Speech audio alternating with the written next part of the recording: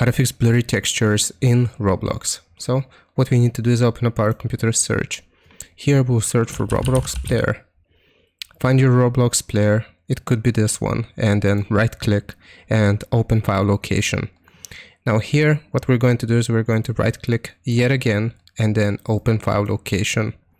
Now here we need to repeat the same process for the player beta and the player launcher. So right click, properties, you want to go to the compatibility tab and then select these options. Run this program in compatibility mode 4.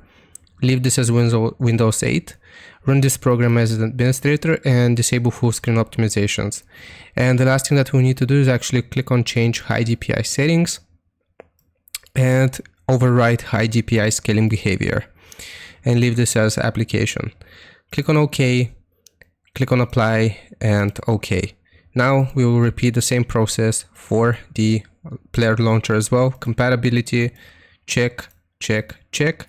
Change high DPI settings, override high DPI scaling behavior, OK, apply, OK, and you should no longer have blurry textures in Roblox.